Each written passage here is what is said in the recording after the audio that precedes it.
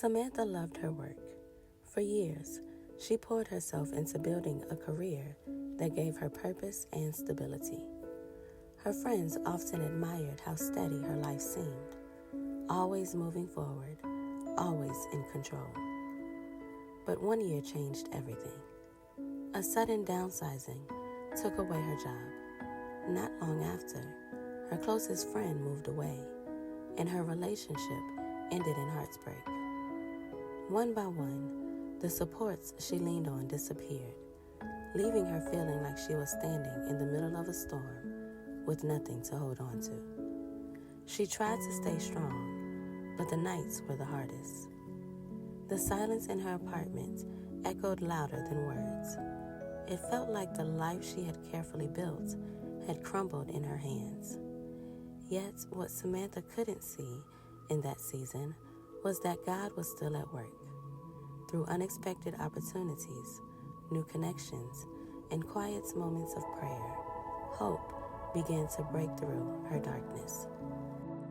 What she thought was the end of her story became the foundation for something new, something only God could have written. Maybe you know what it feels like when life suddenly shifts. One moment everything feels secure, and the next, it seems like the ground has given way beneath your feet. Like Samantha, you may be facing loss, disappointment, or questions without answers. But friend, hear this. Your pain does not disqualify you from God's purpose. In fact, it may be the very place where His purpose begins to unfold. The book of Ruth says, Naomi was left without her 2 sons and her husband. Ruth 1 verse 5.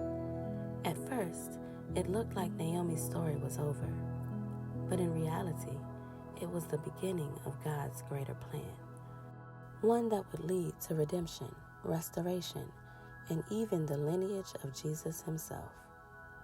What looks like an ending in your life may actually be a turning point in God's hands.